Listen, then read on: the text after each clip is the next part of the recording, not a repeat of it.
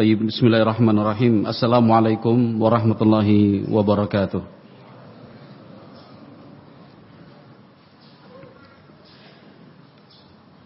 Innal hamdalillah nahmaduhu wa nasta'inuhu wa nastaghfiruh. Wa na'udzu billahi min syururi anfusina wa min sayyiati a'malina. Man yahdihillahu fala mudilla lahu wa man yudlil fala hadiya lahu. Ashhadu an la ilaha illallah wahdahu la syarika lah. Wa ashhadu anna Muhammadan abduhu wa rasuluhu la nabiyya ba'dah. Qala Allah azza wa jalla fi kitabihil karim. Ya ayyuhalladzina amanu taqullaha haqqa tuqatih wa la tamutunna illa wa antum muslimun. Fa inna asdaqal hadits kitabullah. Wa khairal huda huda nabiyyina Muhammadin sallallahu alaihi wasallam. Wa syarrul umur muhdatsatuha. Fa inna kulla muhdatsatin bid'ah. Wa kulla bid'atin dhalalah. Wa kulla dhalalatin finnar. Ma'asyiral ikhwah, kaum muslimin rahimakumullah. Tema yang kita angkat kali ini cukup penting. Sepanjang hidup kita tidak bisa lepas dari yang namanya berbicara.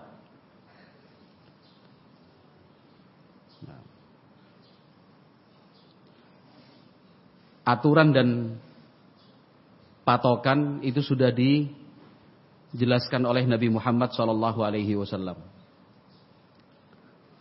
Batasannya jelas, garis-garisnya juga tegas.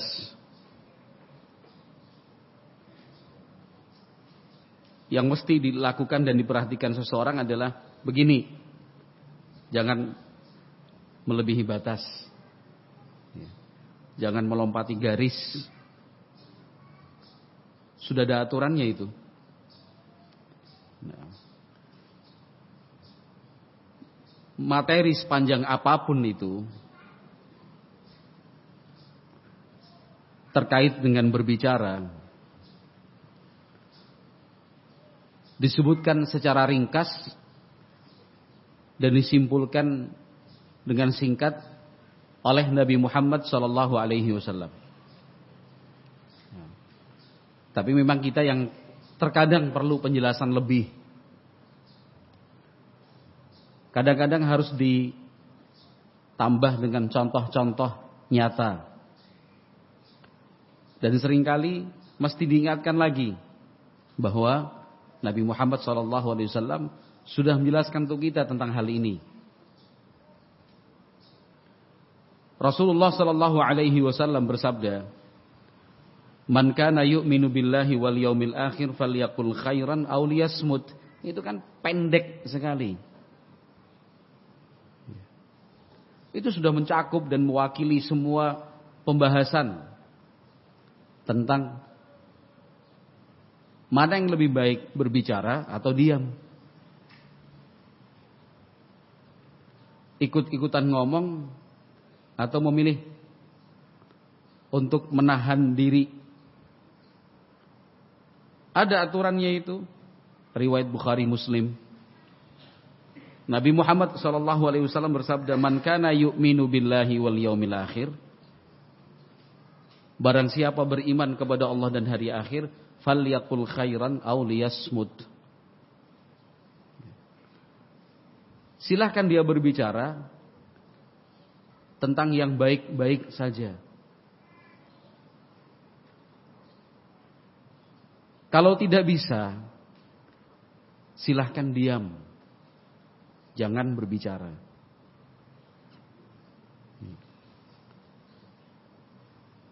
Al-Imam Ibn Abdul Bar rahimahullah di dalam kitab At-Tamhid jilid 20 halaman 22. Beliau memberikan keterangan untuk kita. Kata beliau, al-kalamu bil khairi min dzikrillahi wa tilawatil qur'ani wa a'malil birri afdalu minas samti. Wa kadzalikal qawlu bil haqqi kulluhu wal islah bainan nas wa ma kana mithluhu wa innamas samtul mahmudu as-samtu 'anil batili. Bicara atau diam. Kata Ibnu Abdul Barr rahimahullah, jika membicarakan hal-hal yang baik, mengucapkan sesuatu yang baik, zikir kepada Allah, membaca Al-Quran, atau perbuatan-perbuatan baik lainnya, afdhalu minas samti, itu lebih baik dan lebih afdal daripada diam. Artinya daripada diam saya baca Quran, milih mana? Diam atau baca Quran? Ya baca Quran lah. Diam atau berzikir, tasbih, tahmid, tahlil, takbir, al-hauqala la haula wala quwata illa billah. Atau diam, ya jelas zikir lebih baik. Bertasbih itu lebih afdal daripada diam.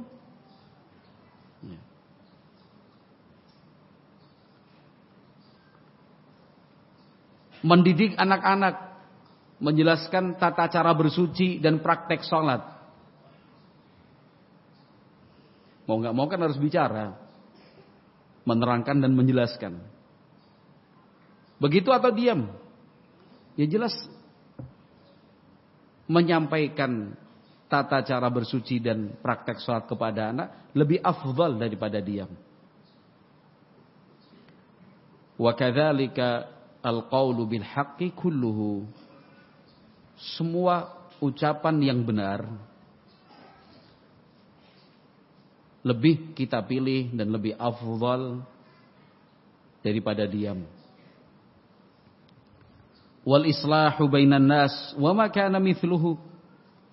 Demikian juga ketika kita melihat ada dua santri bertengkar, satu sama lain saling menyalahkan sampai kemudian suara mereka berdua tinggi. Kita sebagai guru ketika melihat hal seperti itu jangan diam dengan alasan diam itu lebih baik. Dalam situasi seperti itu, santri, anak-anak kecil berdebat, saling tunjuk menunjuk. Apalagi teman-temannya bukannya melerai, malah ayo. Kita yang melihat, kita yang menyaksikan jangan diam. Segera lerai mereka. Hentikan. Kata Ibnu Abdul Barr rahimahullah, wa innamas samtul mahmudu as-samtu 'anil batili. Diam yang terpuji adalah diam dari berbicara tentang kebatilan. Nah, kalau yang dibicarakan itu sesuatu yang keliru, sesuatu yang salah, sesuatu yang dilarang dan diharamkan menurut agama, di situ baru diam lebih baik. Nah, ma'asyiral muslimin rahimakumullah. Di dalam kesempatan yang lain Rasulullah sallallahu alaihi wasallam bersabda, "Man samata naja." Man samata naja. Yang memilih diam, justru dialah yang selamat. Sebaliknya yang banyak bicara, akan semakin besar kemungkinan salahnya. Kalau dia diam, gak mau ikut bicara. Di mana ditemukan kesalahan bicara? Bicara saja tidak. Tapi kalau banyak bicara, kemana-mana dan di mana-mana, kemungkinan salah bicaranya semakin terbuka. Maka benarlah apa yang disampaikan oleh Nabi Muhammad sallallahu alaihi wasallam dari sahabat Abdullah bin Amr bin Al-As, riwayat Tirmidzi dan Ahmad, disahihkan oleh Syekh Al-Albani dalam kitab Sahih Targhib nomor 2874, man samata naja. Siapa yang lebih memilih untuk diam akan selamat. Bahkan Nabi Muhammad sallallahu alaihi wasallam menerangkan posisi di mana seseorang itu akan kesulitan untuk menahan diri, maunya bicara, inginnya ikut ngomong.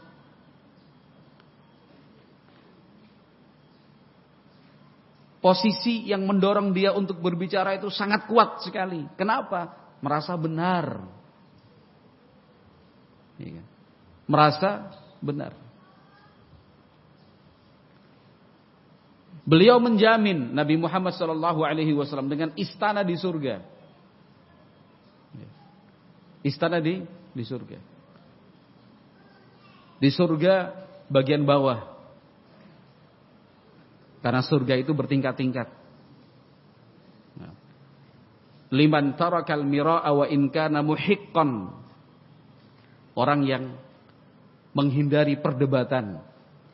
Wa in kana muhiqqan, meskipun dia di posisi yang benar. Itu kan berat. Kita udah yakin benar. Kita udah tahu pasti dia yang salah. Diajak debat. Kemudian memilih untuk diam. Itu beratnya luar biasa. Berat sekali. Maka dijanjikan dengan istana di surga.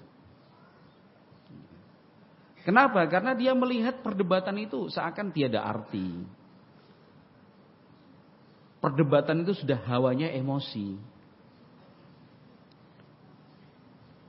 Apalagi kalau track record yang bersangkutan,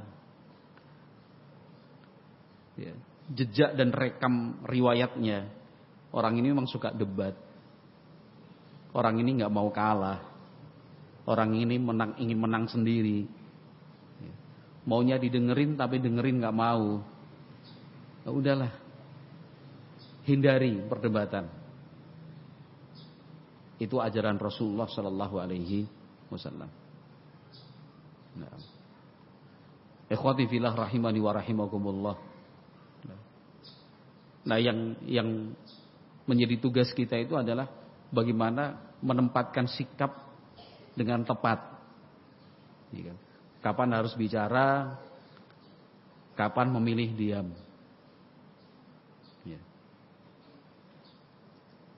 Maka kembali kepada sabda Nabi Muhammad SAW. Man kana yu'minu billahi wal yawmil akhir falyakul khairan aw liyasmut. SOP-nya hanya 2 atau 3 langkah SOP-nya itu. Yang pertama, falyakul khairan. Sebelum berbicara dipikir-pikir, ditimbang-timbang, pastikan yang akan dibicarakan ini baik ataukah tidak. Kalau tidak, diam. Jangan sampaikan, jangan bicarakan. 2, kita yakin ini baik. Yakin benar. Tapi nanti dampaknya gimana nih? Efeknya bakalan seperti apa? Timbang-timbang lagi maslahat dan mafsadahnya. Seperti hadis yang kita sebutkan tadi, berdebat dengan seseorang yang track recordnya nggak baik, memang kepala batu dia, keras kepala. Nabi Muhammad menganjurkan kita, udah tinggalkan, nggak usah diajak bicara. Nah, kalau udah yakin itu baik, itu benar, sudah kita pertimbangkan efek positif, baru kita berbicara. Bila tidak demikian, diam. Nah, satu lagi ketentuan dalam hal ini diriwayatkan al-Imam Al-Baihaqi rahimahullah dalam Syu'abul Iman, nomor hadis 4781. Sahabat Abdullah bin Amr ibn al-As, beliau yang tadi meriwayatkan man samata naja dari Nabi Muhammad SAW, barang siapa yang lebih memilih untuk diam, dia akan selamat.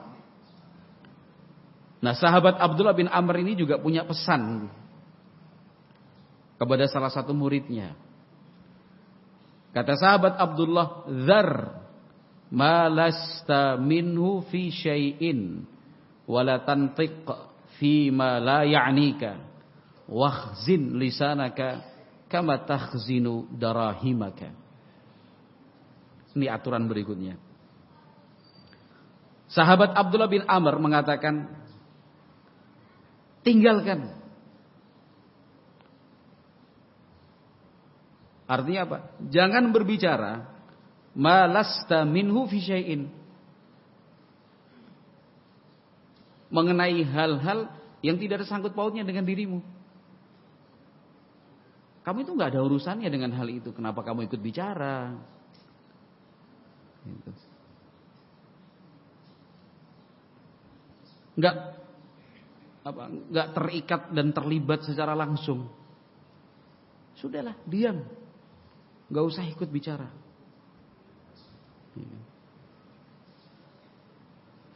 Suami istri bertengkar. Suara pertengkaran mereka terdengar sampai keluar. Tetangga-tetangga ikut dengar. Ribut nih. Tapi jelaslah, kalau suara yang terdengar sampai keluar itu ya kadang jelas, kadang samar-samar.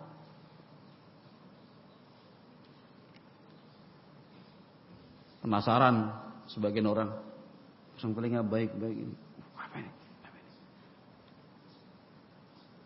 Sambil lihat kanan kiri nggak ada orang, telinganya ditempel di dinding rumah tetangganya itu. Pengen tahu aja, itu urusanmu atau bukan sih? Apa sangkut pautnya dengan dirimu?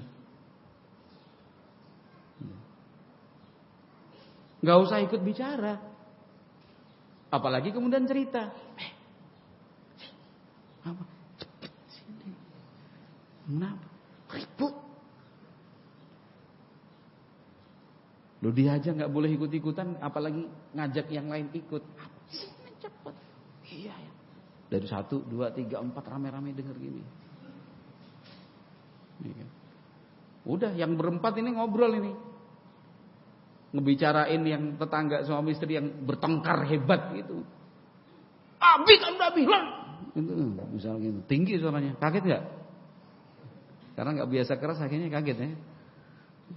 Iya tapi Umi itu wow. Udah, yang berempat kasakusuk, ya kan? Berangkat ke masjid di pojokan teras ngobrol. Gak tahu urusan apa. Anak denger kayak gini tadi, anak juga denger kayak gini tadi. Mungkin ini ya. Udah mulai nih kata mungkin nih. Babul mungkin. Nah, ya. Semuanya serba mungkin.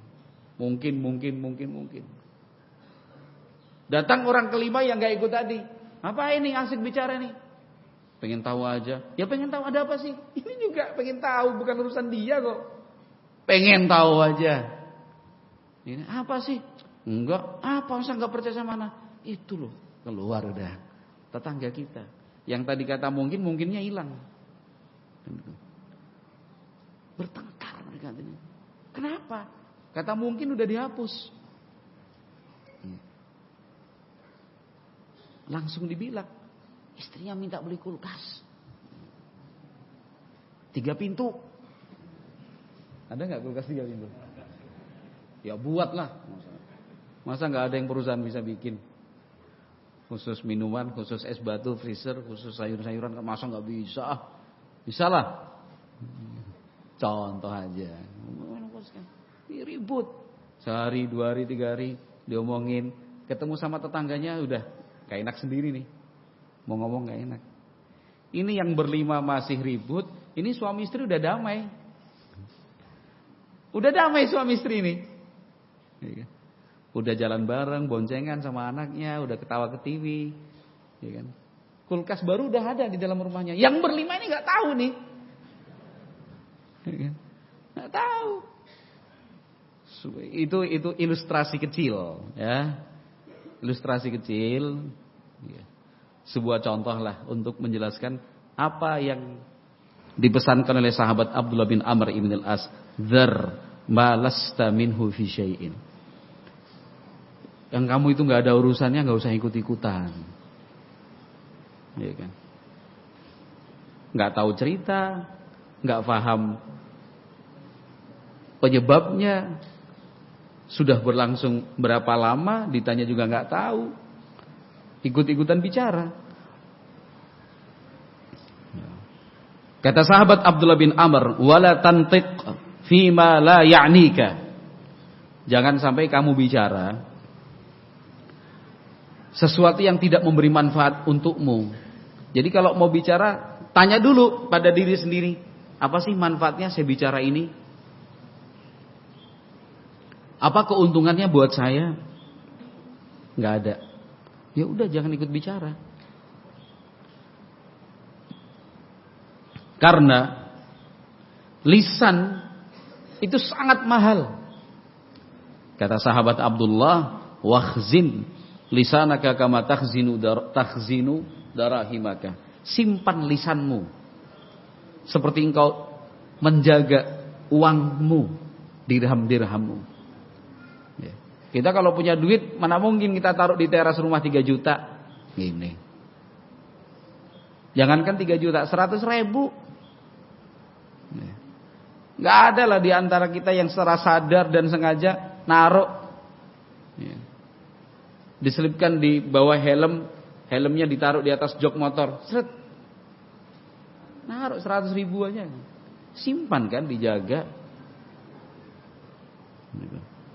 Nah, lisan itu lebih dari sekedar uang. Kalau uang aja dijaga, lisan pun harus dijaga, jangan gampang dikeluarkan. Ikhwati fillah rahimani wa rahimakumullah, perintah di dalam agama kita untuk menjaga lisan itu kan sangat banyak sekali. Kenapa?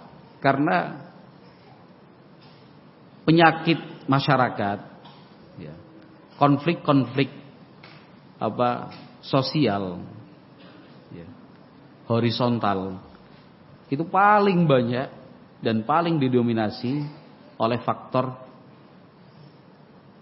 mulut yang nggak bisa dijaga.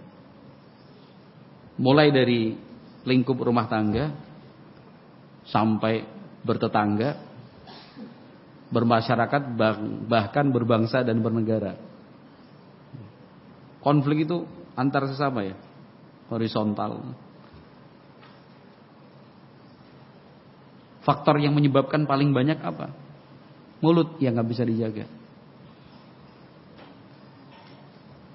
Mulai dari terlalu banyak bicara, semua dikomentari, ya. Merasa kurang kalau nggak ikut memberi tanggapan, gitu. Rasanya gimana gitu, ya kan? Kalau namanya tidak terviralkan, ikut berbicara. Ya. Belum lagi ghibah, membicarakan orang. Apalagi seperti yang disebutkan sahabat Abdullah, gak ada hubungannya. Ya. Dia cuma lihat dari jauh, dia cuma dengar dari balik dinding, tapi gak mau ketinggalan memberikan kesimpulan. menghibah, ngerumpi, ngerasani, bisa dikata itu makanan sehari-hari dan menu yang terus dihidangkan tiada henti. Ghibah terus saja. Ada aja orang yang diomongin. Namimah, mengadu domba, melaporkan dari satu pihak ke pihak yang lain, supaya suasana semakin panas.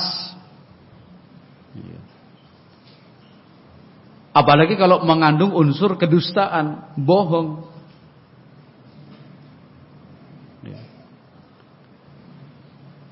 Bohong itu sudah pintu kejahatan. Kalau sudah berani bahkan terbiasa berbohong, kejahatan apa yang tidak bisa dia lakukan? Karena dia berpikir semua bentuk kejahatan yang dilakukan dapat ditutupi dengan kedustaan.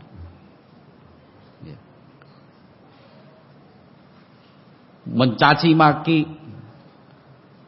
menghina dan merendahkan, mengolok-olok, membuli.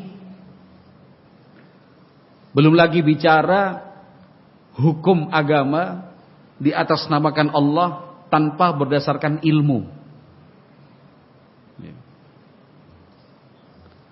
Atau dia berbicara dengan dibuat-buat, dipaksa-paksa. Kaku akhirnya. Demikian juga ingkar janji. Itu kan semua afatul lisan. Bersumpah dengan menyebut nama selain Allah.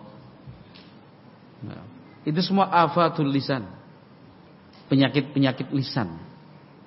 Yang tiap saat, di tiap waktu, itu selalu aja itu seliweran dalam kehidupan kita itu. Ada keinginan begini, ada keinginan begitu, diomongkan. Maka kita harus betul-betul hati-hati. Dan jangan tersinggung kalau ada yang mengingatkan. Lebih baik kita diam. Kebenaran kok didiemin. Kan tadi aturan-aturannya secara ringkas sudah saya sampaikan. Kadang-kadang masalahnya bukan benar dan salah, tapi efeknya.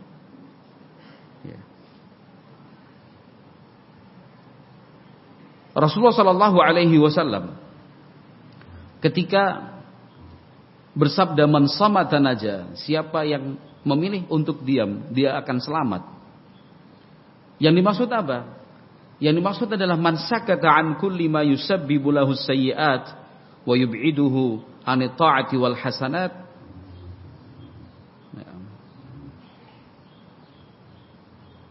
Faqad naja. Maksudnya orang itu diam, tidak terpancing ikut berbicara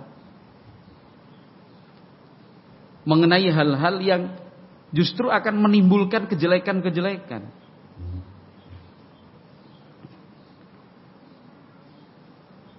Membicarakan sesuatu yang nantinya akan menjauhkan dia dari ketaatan dan kebaikan-kebaikan. Lebih baik diam.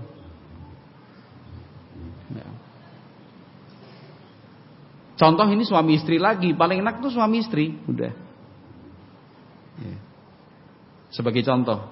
Kalau kita ambil contoh bukan suami istri, nanti siapa yang dimaksud ya? Gitu. Udah suami istri aja enak. Sekarang berdebat. Ada potensi perdebatan di situ antara suami dan istri.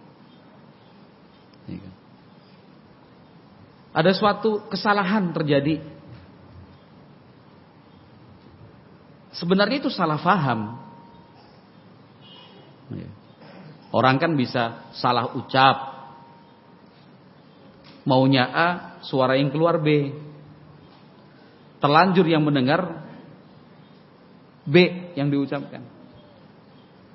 Ada juga yang salah paham, pengen ngomong A keluar A, tapi yang mendengarnya salah paham. Bisa juga karena salah menyimpulkan. Bisa lah kesalahan-kesalahan itu terjadi. Ya. Si istri nyalahin suami. Ya kan? Istri menyalahkan suami. Misalkan janjian. Istri dijanjikan untuk berangkat taklim. Jam berapa? Ya kita berangkat 8:30 lah. Nah, pas lah kira-kira sampai di lokasi. Abi kan juga harus tutup warung dulu. Karena buka pagi. Udah. 8:30 ditunggu gak datang. 9 kurang 1/4 belum datang juga. Jam 9:10 baru datang.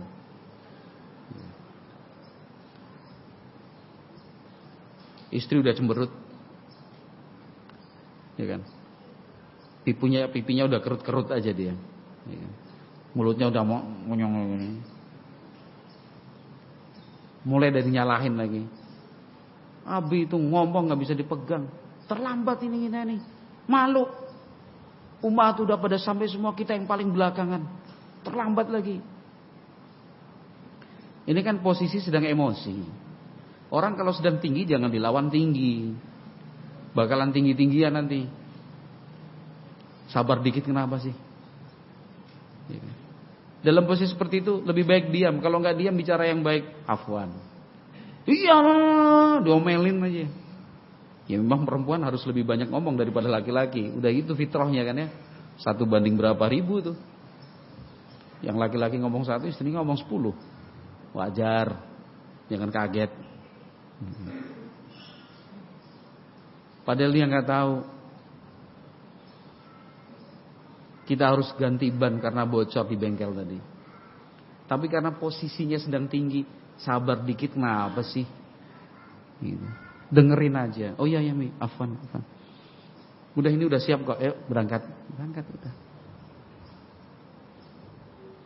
Udah selesai. Nanti sehari 2 hari baru cerita. Ini. Kemarin ban motor tak ganti baru. Loh kenapa? Itu pas mau berangkat taklim itu loh, pas janjiin Umi jemput jam 8:30. Itu kan bannya bocor. Astagfirullah bi afwan. Maaf. Itu kan akan lebih indah daripada di detik D, menit M, kan? Tinggi dilawan tinggi. Sedang emosi kok, sedang marah. Gitu. Nah yang seperti itu perlu kita perhatikan. Sabar dikit kenapa sih? Ya. Kenapa? Karena kalau kita berbicara, itu yang kita khawatirkan justru akan menimbulkan salah paham lagi. Belum kita ngomong, cari alasan lagi. Senyum aja selesai. Ya, yuk berangkat. Afwan. Selesai. Itu baru contoh kecil. Ilustrasi sederhana dalam rumah tangga kita. Suami istri sering sekali muncul hal-hal semacam itu yang berpotensi menuju pada perdebatan dan pertengkaran. Diamlah. Lebih banyak diam. Jangan dilayani. Orang emosi kok dilayani. Emosinya bisa berkuadrat itu nanti. Bisa berkali lipat. Nah ikhwati fillah rahimani wa rahimakumullah. Karena suami istri sudah deketin. Tadi gak dideketin. Gak apa-apa ya. Baik. Rumus yang diberikan oleh Nabi Muhammad SAW itu pegang aja lah. Man somata naja. Yang memilih untuk diam, jelas selamat dia. Karena semakin banyak kata yang diproduksi dan diucapkan, semakin besar kemungkinan salahnya. Apalagi kalau sedang emosi, pas sedang marah. Ya. Ikhwati fillah rahimani wa rahimakumullah, bukan berarti terus jadi pribadi yang diam terus. Diajak bicara temannya. Gimana kabarnya? Enggak dijawab. Nah, itu. Kapan antum datang? Enggak usah nanya.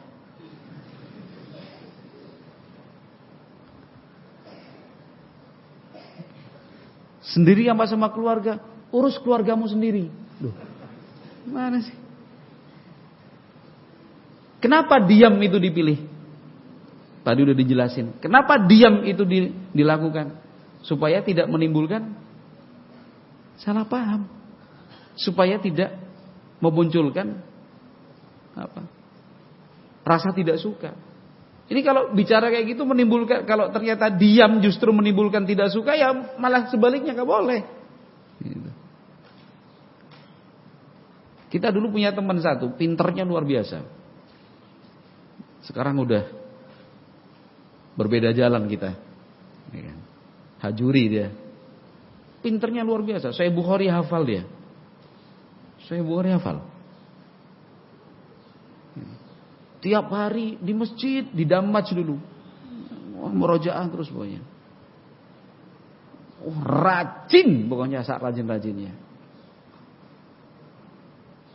Tapi salah paham kawan kami itu.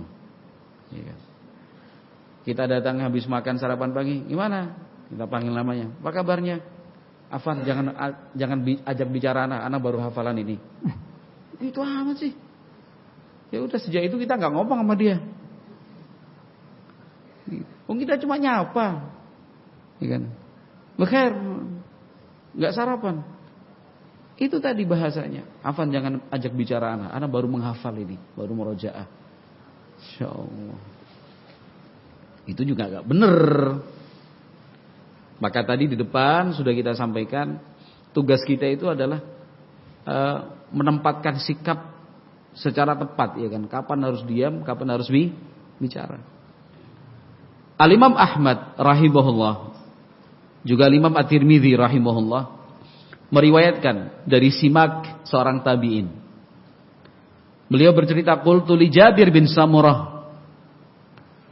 Saya pernah bertanya kepada sahabat Jabir bin Samurah, akunta tujalisu Rasulullah sallallahu alaihi wasallam? Simak, seorang tabi'in bertanya kepada sahabat Jabir bin Samurah, apakah anda dulu sering duduk bermajlis, duduk bersama dengan Nabi Muhammad sallallahu alaihi wasallam? Qala na'am. Kata sahabat Jabir bin Samurah, iya. Wa kana tawilas samti qaliladh dhahiki wa kana ashabuhu yadhkuruna indahu syi'ra wa asya'a min umurihim fayanhakun wa rubbama tabassama. Nah, sahabat Jabir bin Samurah menceritakan untuk kita tentang kepribadian Rasulullah sallallahu alaihi wasallam. Kata Jabir bin Samurah, Nabi Muhammad sallallahu alaihi wasallam itu lebih sering diam. Jarang tertawa. Sahabat-sahabatnya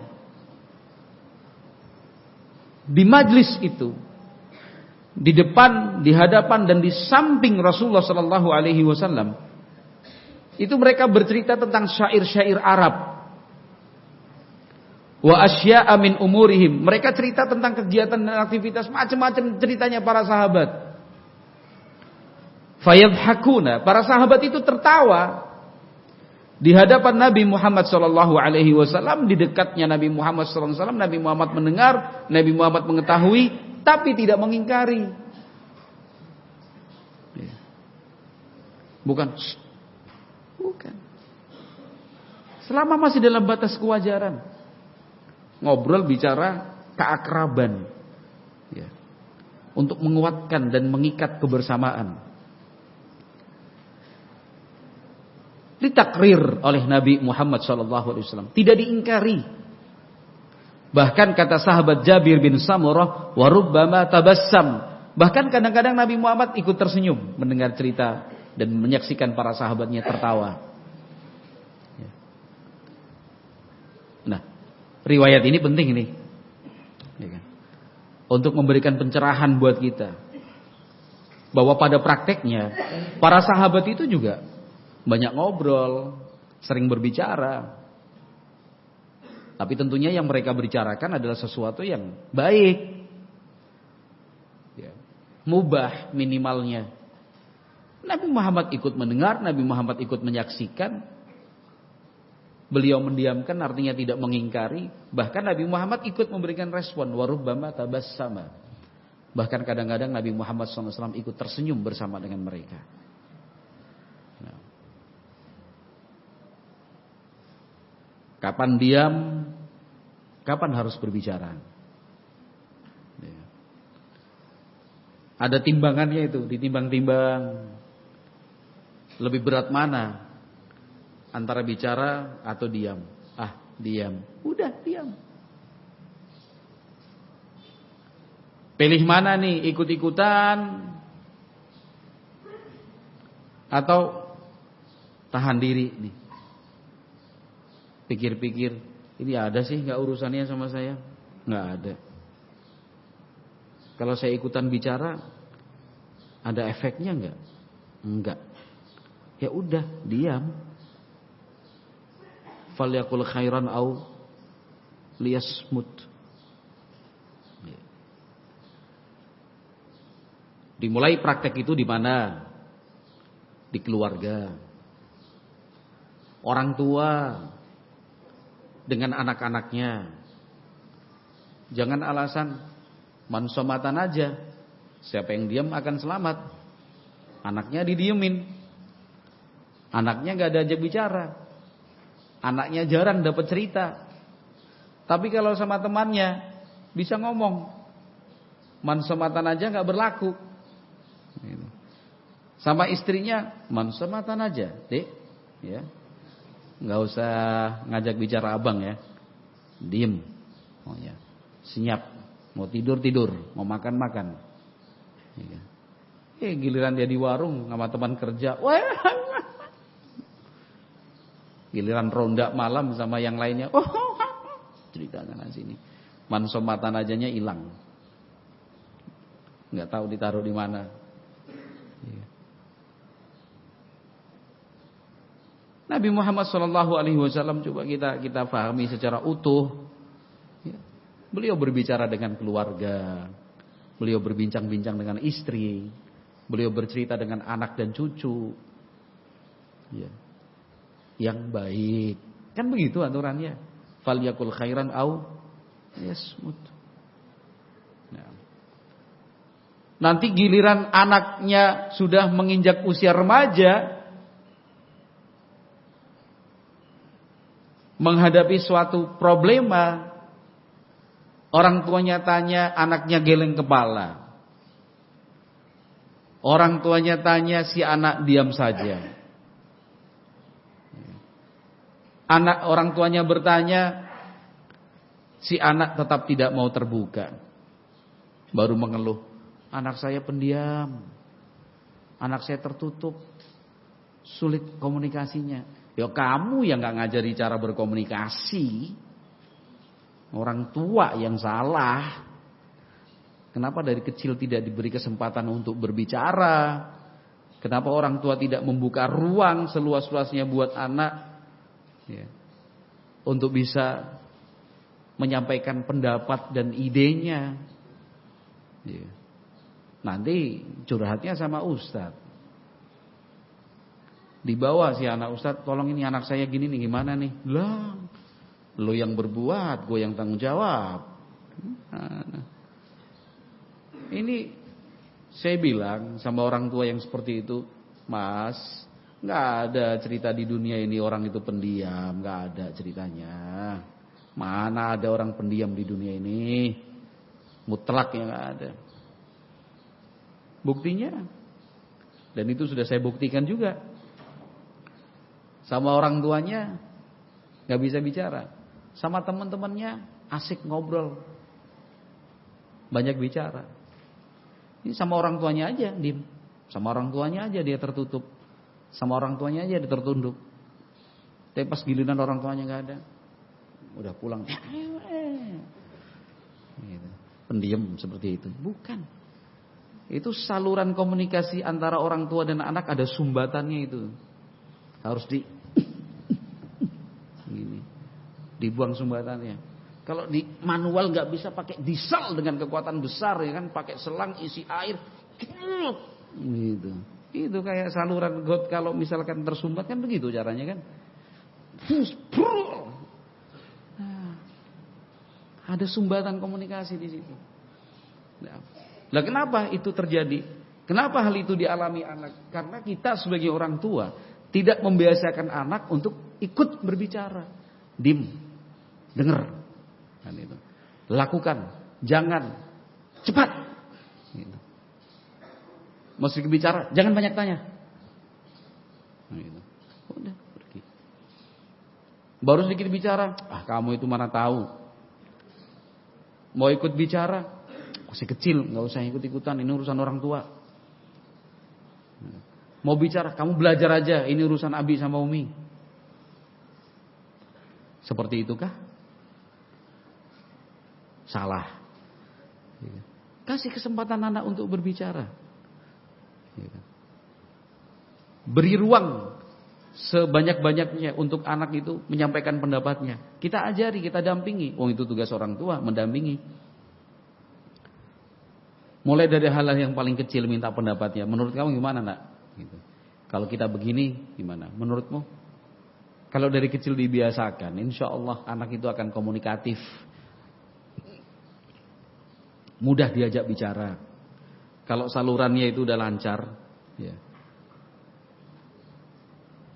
Anak punya masalah, kita bisa menterapi sedini mungkin.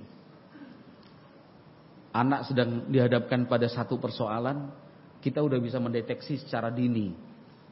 Kita tanya, dia kemudian menerangkan, aku begini Bi. Bahkan sebelum kita tanya, anak udah curhat sama kita. Bi, aku sedang mengalami begini.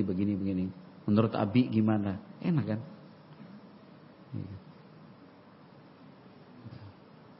Nah itu porsinya harus tepat. Jangan kemudian tadi alasannya barang siapa yang diem itu selamat. Ya kalau sama anak ya enggak lah. Kan jelas keterangannya tadi. Diem dari apa? Diam dari hal-hal yang negatif. Diam tidak membicarakan kebatilan. Itu yang dimaksud. Ya. Tapi kalau berbicara dengan anak, berbincang-bincang, membahas masa depan, membicarakan mata pelajaran, ya. Bercerita secara lepas untuk menanamkan nilai-nilai kejujuran dan kesabaran, misalnya, baik. Sama istri juga sama. Seorang ustadz dengan murid-muridnya pun demikian. Jangan ada jarak lah. Tetap dekat, ya, tapi terbatas, menjaga marwah atau kehormatan seorang ustadz, iya. Tapi jangan ada jarak jauh antara ustadz dengan murid-muridnya itu. Ikhwati fillah rahimani wa rahimakumullah. Memang bahan untuk berbicara itu selalu ada. Ya. Update lah istilah kita. Ada berita begini, ada berita begitu, ditangkap, diolah, dikembangin rame-rame, ya kan, bareng-bareng. Ya. Padahal aturan-aturan yang kita singgung di depan tadi itu udah nggak terpenuhi itu. Itu ada nggak sih kaitannya dengan kita? Gitu. Ini contoh yang paling mudah aja, urusan politik, gitu. Urusan politik. Ada nggak sih hubungannya dengan kita? Alhamdulillah kita kan pengennya ibadah, kerja, ngurusi keluarga, pendidikan, dakwah, selesai. Ya. Ini yang dibahas politik. Yang berpolitik saja sepakat tidak ada kawan abadi, tidak ada lawan abadi, yang ada adalah kepentingan. Ya. Ini ada nggak urusannya sama kita ini? Nggak ada. Nah. Itu contoh yang paling mudah. Nah. Maka qil wal qal, al-qil wal qal. Ya. Katanya dan katanya, ceritanya dan ceritanya, itu kan paling banyak beredar tuh. Ya. Padahal Nabi Muhammad sallallahu alaihi wasallam di dalam hadis Al-Mughirah bin Syu'bah, riwayat Bukhari Muslim, beliau mengatakan wa kariha lakum thalathan qil wa qal wa kathratus su'al wa idha'atul mal.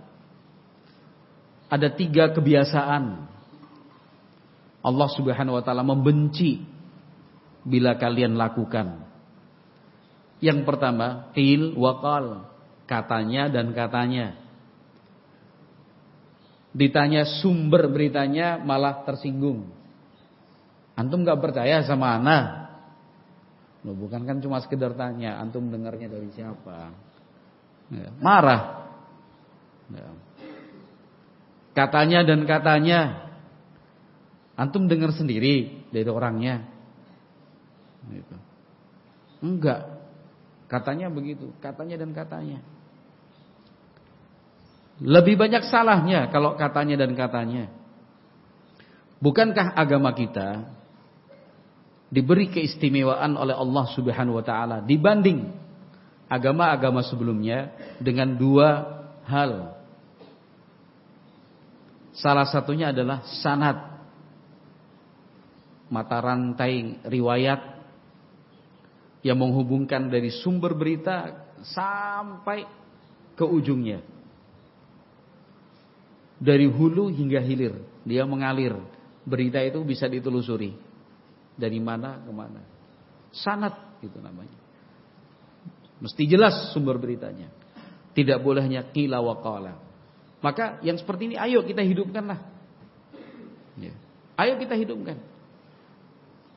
Di zaman tabi'in saja ini diberlakukan secara ketat. Sammu lana rijalakum. Kalau ada orang menyampaikan sesuatu terkait dengan hukum agama, itu dituntut sammu lana rijalakum. Sebutkan orang yang menyampaikan hal itu kepada kami. Siapa orangnya? Siapa namanya? Dari mana dia? Selektif di dalam menerima berita, ketat untuk menyampaikan kembali berita itu. Mesti pilih-pilih. Karena bisa jadi berita itu terbatas. Informasi itu untuk kalangan tertentu saja. Ya, bisa jadi. Qil wa qal, katanya dan katanya. Hindari. Yang kedua, kata Nabi sallallahu alaihi wasallam, wa kathratus su'al. Banyak tanya. Wa idha'atul mal. Dan menyia-nyiakan harta, mubazir, ya. Memakai, menggunakan dan menghabiskan harta, ya, untuk hal-hal yang tidak bermanfaat. Nah. Apalagi kalau qil dan qalnya itu terkait dengan kehormatan dan nama baik seseorang.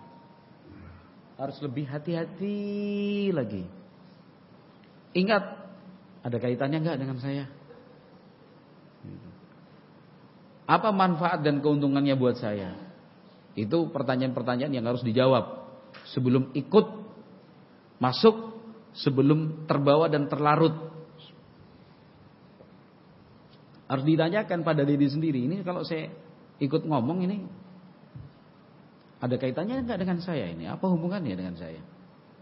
Gitu. Kalau saya ikut bicara, saya bertanya, bermanfaat ataukah tidak? Karena satu patah kata, serangkai kalimat, pertanggungjawabannya sangat berat. Ibunda kita Aisyah radhiyallahu anha dengan ketawaduan dan kejujurannya yang luar biasa. Itu menceritakan untuk kita bagaimana beliau ditegur langsung oleh Nabi Muhammad SAW. Ditegur langsung oleh Nabi Muhammad SAW ketika ibunda kita Aisyah mengatakan, hasbuka min Safiyata kadza wa kadza. Ngerasani membicarakan istri Nabi yang lain, ibunda kita yang lain, yaitu Safiyah bintu Huyai bin Akhtab. Dalam riwayat yang lain disebutkan bahwa ibunda kita Aisyah sempat mengatakan, Safiyah itu kan pendek orangnya. Cuma itu loh ya. Safiyah itu kan pendek orangnya. Nabi Muhammad tidak membiarkan. Nabi Muhammad SAW menyampaikan sebuah pembelajaran penting buat kita semua. Nah, kalau ibunda kita Aisyah mau kan nggak usah diceritakan untuk kita kan. Tapi karena ilmu sebuah hukum disampaikan. Nah, kata Rasulullah SAW, hadis ini, lafaz ini disahihkan oleh Syekh Al-Albani rahimahullah dalam kitab Sahihul Jami' nomor 5140. Kata Rasulullah sallallahu alaihi wasallam, laqad qulti kalimatan law muzijat bima'il bahri lamazajathu.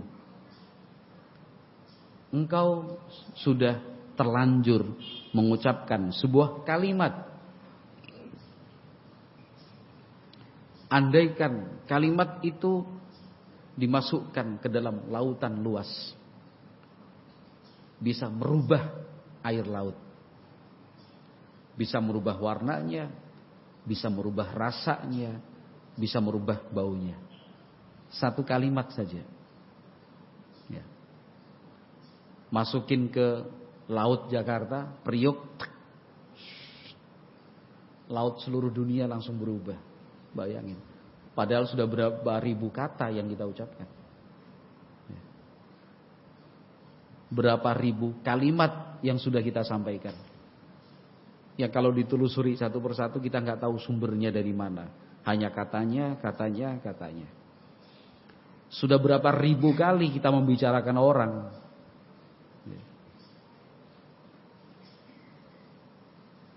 Fokus pada diri sendiri.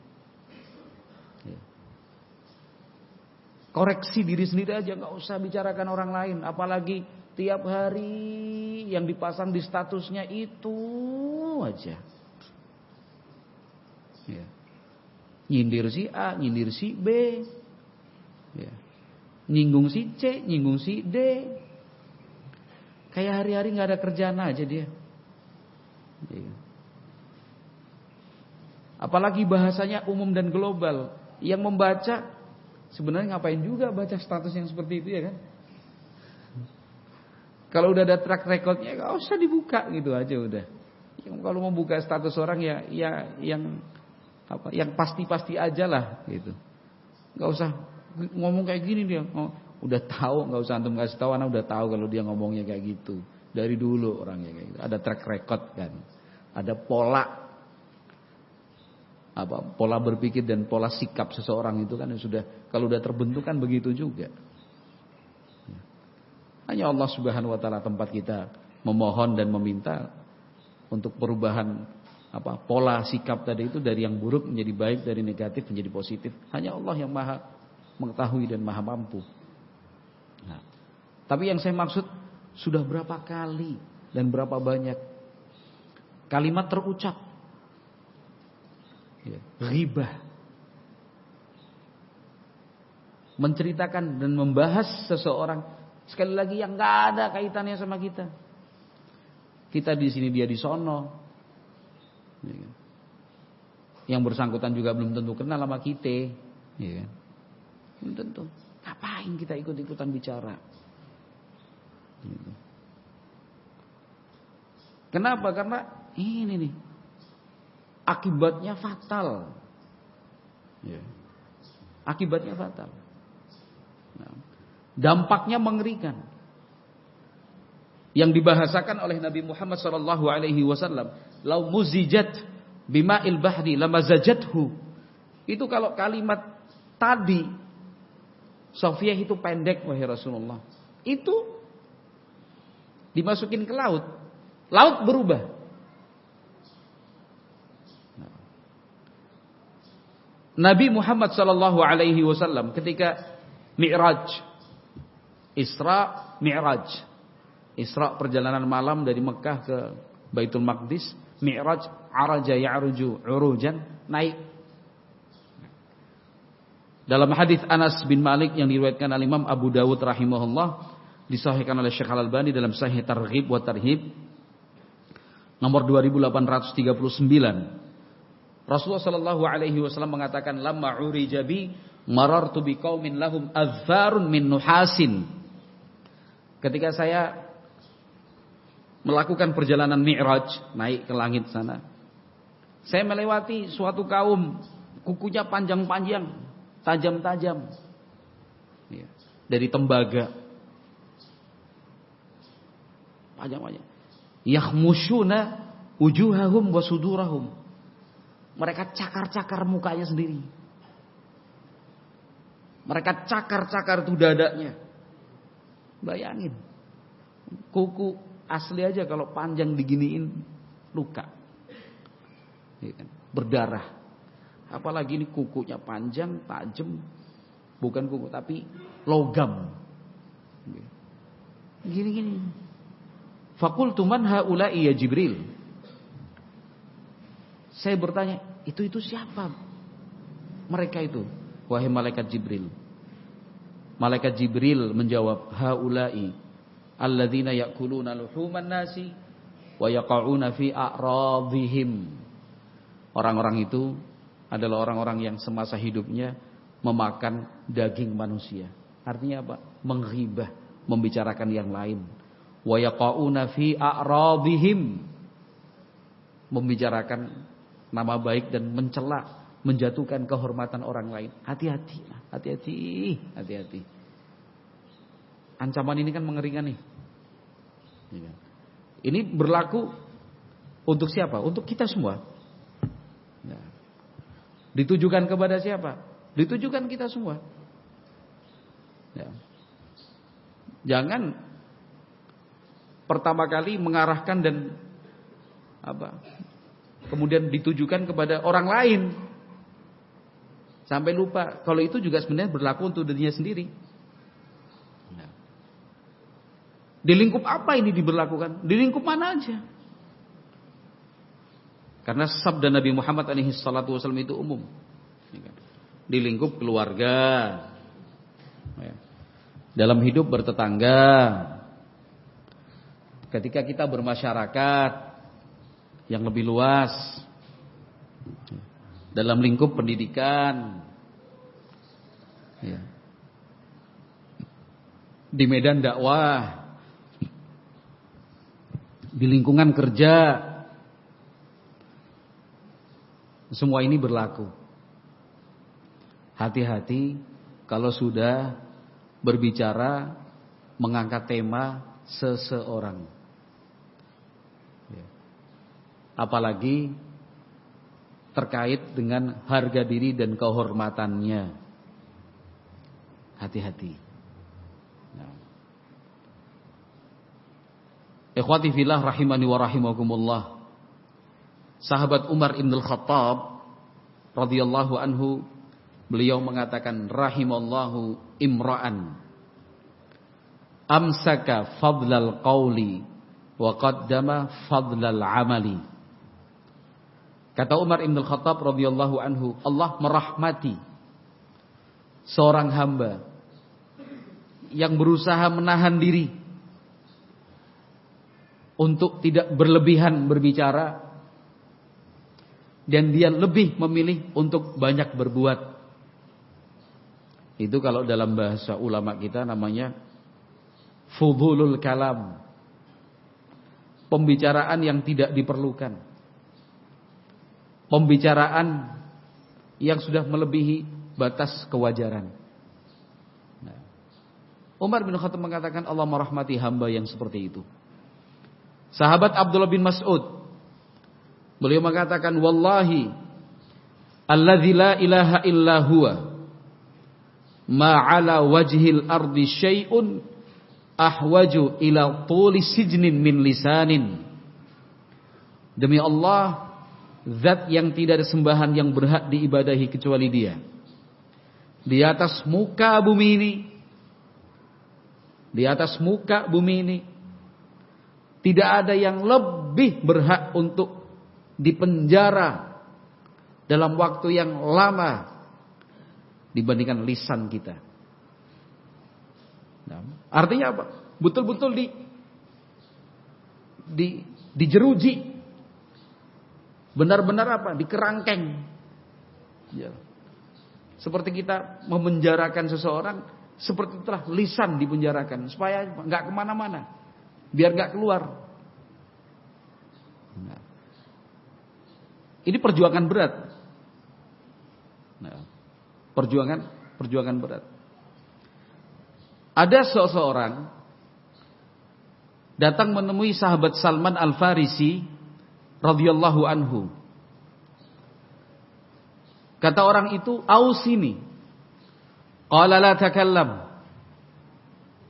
Orang itu kan minta dibimbing. "Ausini." Mohon berikan wasiat untukku. Kata Salman Al-Farisi, "La takallam." Jangan bicara. Qala la yastati'u man 'asha fin nasi an la yatakallam. Orang itu kemudian mengatakan, "Loh, kalau hidup bersama dengan yang lain enggak mungkin kan enggak berbicara." Qala fa in takallamta fatakallam bihaqqin aw iskut. Ya kalau memang kamu harus bicara dan tidak bisa dihindari, fatakallam bihaqqin aw iskut. Maka berbicara itu yang baik-baik saja. Bicara itu yang jelas-jelas benar. Awiskut, kalau tidak pilih untuk diam.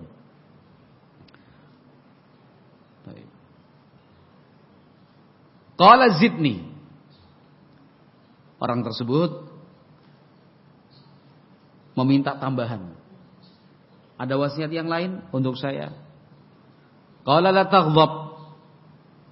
Sahabat Salman menerangkan, jangan marah. Qala innahu la yaghshani ma la amlikuhu. Orang itu bilang, enggak marah gimana? Kadang-kadang marah itu menguasai diri sampai saya enggak bisa mengendalikannya.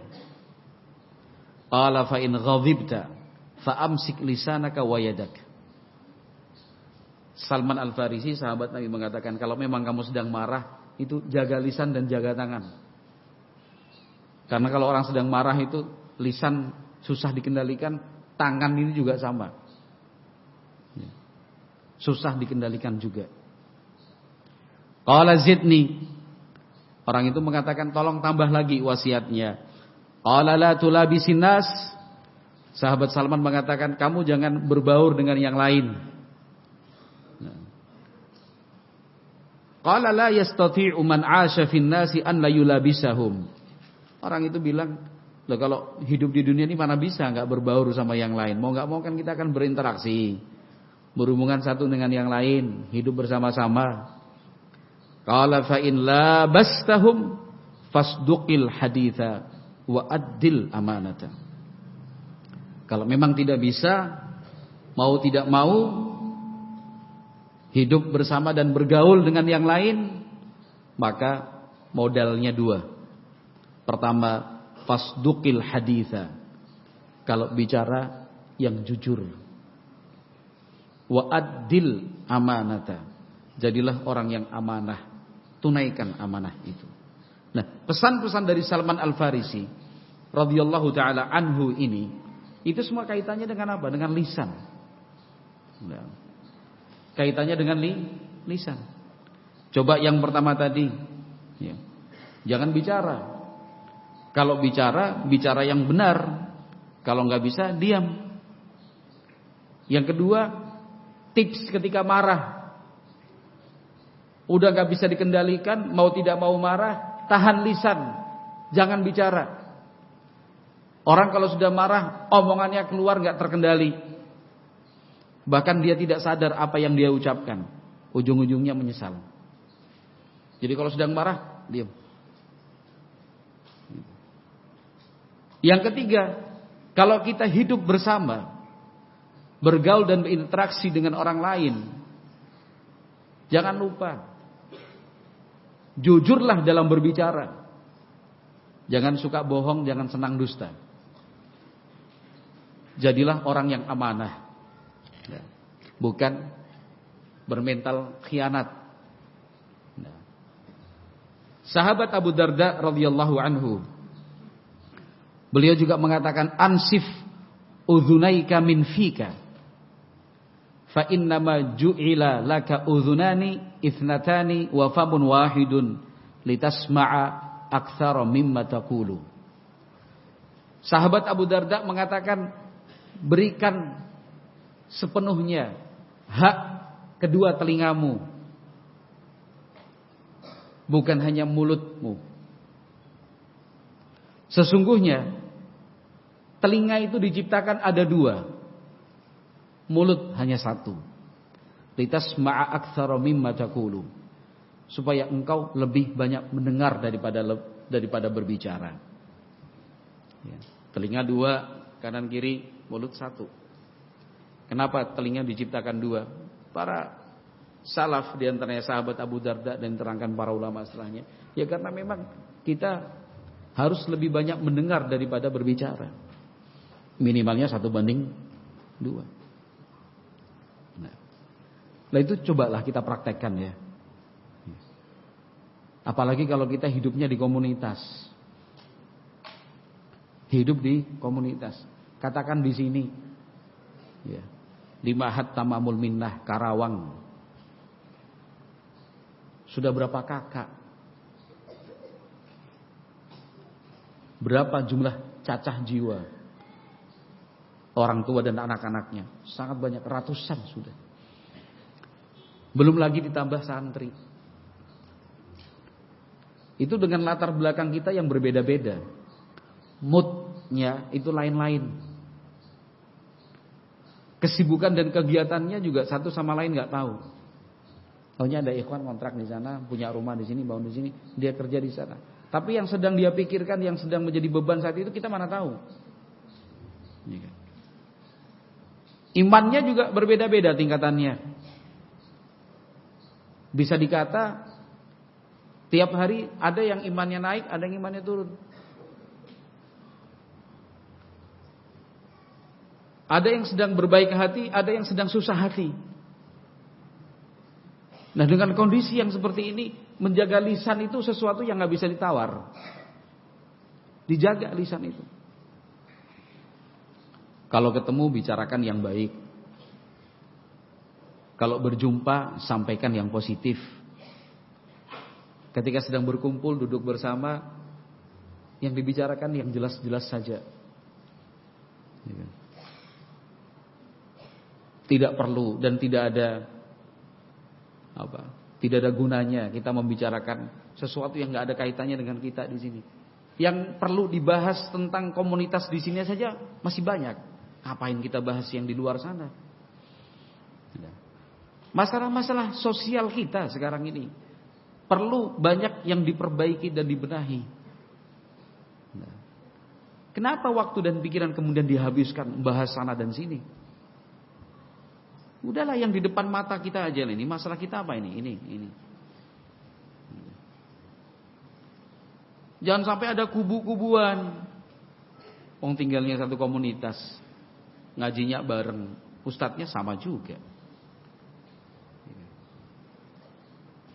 Ini kelompok A, ini kelompok B. Ini barisan C, barisan D. Ada friksi, jadinya berfraksi-fraksi, kelompok-kelompok. Jangan. Daripada ngomong di belakang, berbicara dari jarak jauh, kenapa tidak kita sepakati yuk duduk bareng. Udah. Mari kita luruskan niat. Ayo kita ingat kembali, apa sih tujuan kita tinggal di tempat ini? Kita membeli tanah, kita membangun rumah, kita hidup berdampingan dan bertetangga. Tujuan kita dulu apa coba? Bukankah untuk menciptakan komunitas dan komunitas salafi dan lingkungan yang islami. Bukankah begitu tujuannya dulu? Iya. Sudah, mari kita wujudkan itu. Ada masalah apa ini? Oh, ini masalah sampah. Oke. Coba diinventarisir. Masalah sampah ini kaitannya apa aja? Gitu. Yang ini busuk, yang ini kotor, yang ini terlalu banyak. Tempat pengolahannya di mana? Siapa yang bertugas? Fasilitas dan sarana yang perlu dipersiapkan apa saja? Ini perlu ada sosialisasi dan edukasi tentang sampah. Ya. Diundang. Ya, walaupun mungkin rata-rata udah tahu tentang sampah itu, cuma sekarang prakteknya bagaimana? Itu aja sudah menghabiskan waktu kan? Kenapa kita membicarakan si fulan begini, si alan begini, kan itu. Katanya begini, katanya begitu. Ya. Sampai nggak saling bicara, diem-dieman, nggak mau ketemu, malah menjauh, pergi dan menghindar. Gitu.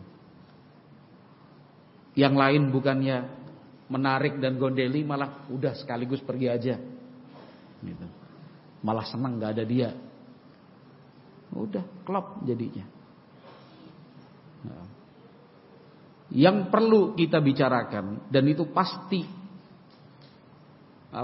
baik dan ada kaitannya dengan kita secara langsung, itu masih banyak.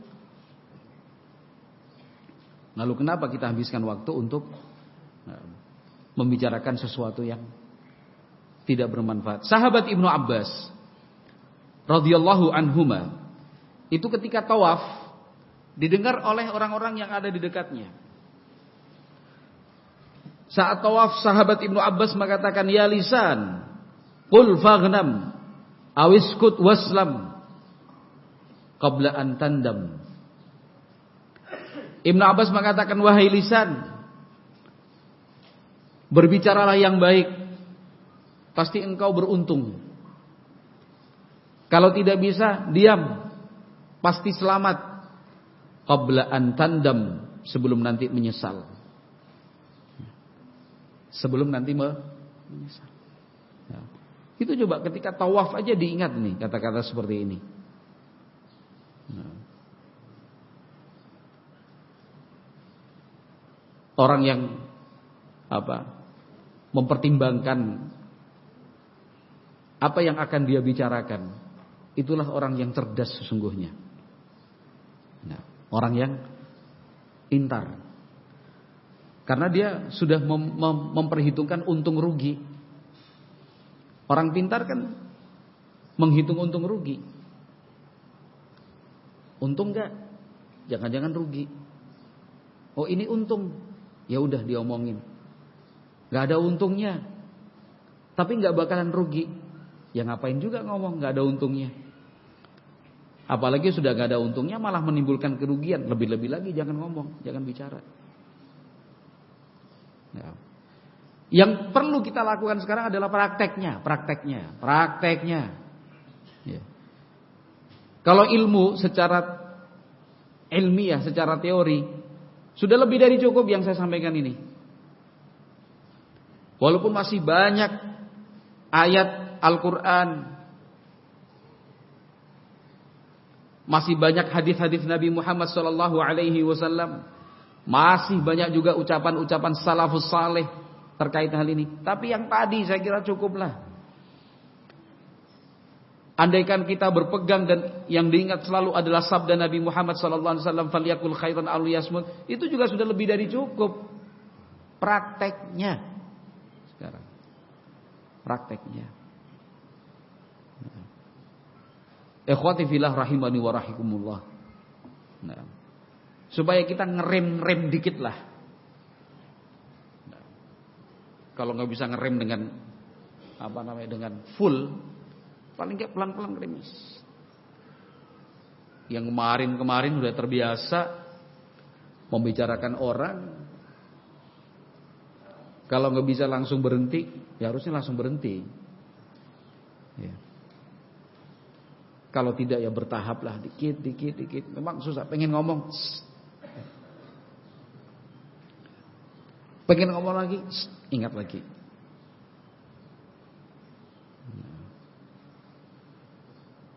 Kalau tidak, kita semua yang akan rugi.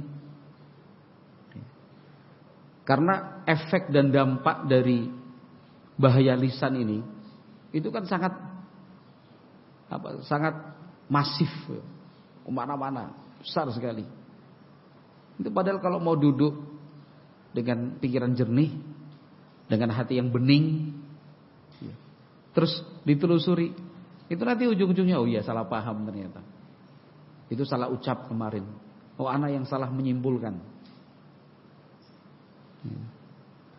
Kita tidak mau dan tidak ingin komunitas salafiyin yang mestinya menjadi percontohan untuk komunitas-komunitas yang lain justru gagal. Jangan.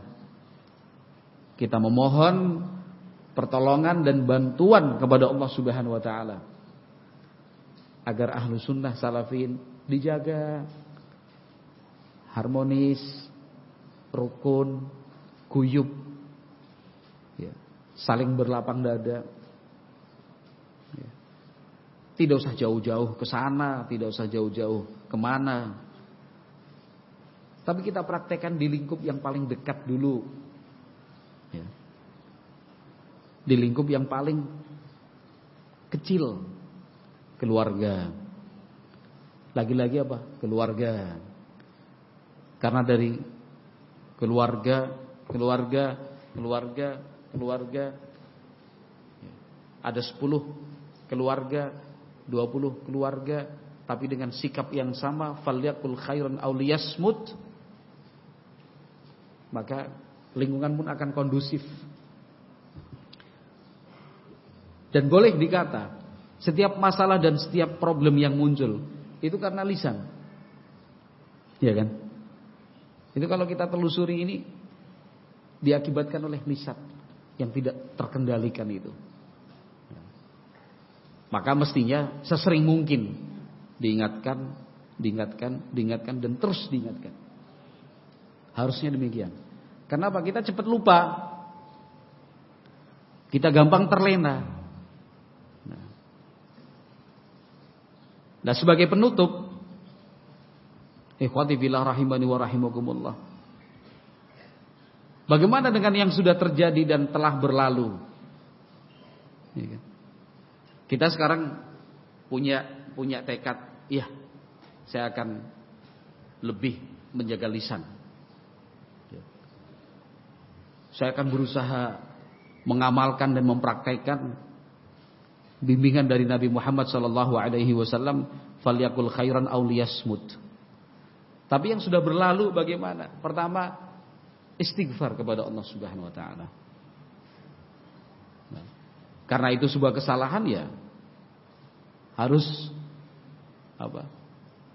Unsur-unsur agar kesalahan itu diampuni oleh Allah Azza wa Jalla dipenuhi. Pertama istighfar, banyak-banyak istighfar. Astagfirullahaladzim. Yang kedua, memperbanyak mengucapkan hal-hal yang baik. Karena Nabi Muhammad SAW menyatakan wa atbi'is sayyi'atal hasanata tamhuha. Iringi dan ikuti perbuatan jelek dengan perbuatan baik, karena dengan perbuatan baik itulah perbuatan buruk yang sudah dilakukan akan dihapus. Kalau dulu banyak ngomongin orang, sekarang banyak baca Al-Quran. Kalau dulu banyak bicara tentang hal-hal yang tidak ada kaitannya dengan dirinya, ya sekarang banyak-banyak berzikir saja. Sesuatu yang buruk tutup dengan sesuatu yang baik. Yang ketiga, kalau ada kaitannya dengan hak orang lain, diselesaikan, minta dihalalkan. Kalau dulu mencela, kalau dulu menghina, kalau dulu meremehkan, sebagai tanda dan bukti dia benar-benar memperbaiki diri, sebutkan kebaikan orang yang dulu pernah dia cela. Berikan pujian dan doa-doa kebaikan untuk orang yang pernah dia hina. Itu kan udah kita pelajari seperti itu. Untuk masa depan, untuk waktu yang akan datang, insya Allah kita berusaha mengamalkan betul. Kita akan saling mengingatkan satu dengan yang lain. Sabda Nabi Muhammad sallallahu alaihi wasallam, "Falyakul khairan aw liyasmut." Sabda Nabi Muhammad alaihi salatu wasallam, "Man samata naja."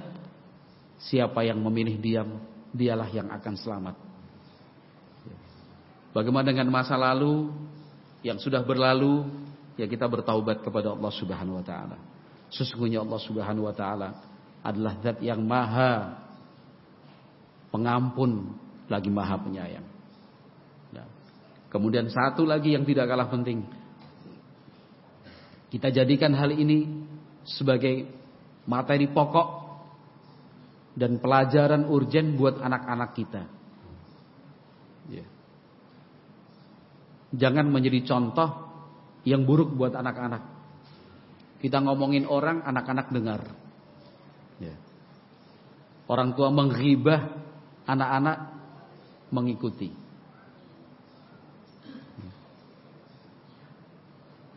Jadi orang tua berbicaralah yang baik-baik saja, supaya anak pun akan meniru berbicara yang baik-baik saja. Nah, itu penting untuk diingat. Wallahu a'lam bishawab. Mungkin ini yang bisa saya sampaikan, mudah-mudahan bermanfaat. Ya. Karena yang paling penting itu prakteknya. Ya kan? Kalau teorinya sebenarnya tadi 2 menit sudah cukup. Ini berusaha saya ngomongnya nggak cepet-cepet, dipanjang-panjangin, ngejar jam 11 ini. Ya. Biar pas lah kira-kira waktunya. Oh ya udah lumayan pantas gitu ya. Ada kajian. Gitu. Ya sebenarnya banyak materi, tapi kita lebih dituntut untuk mempraktekkan itu. Ya. Wallahu a'lam bishawab.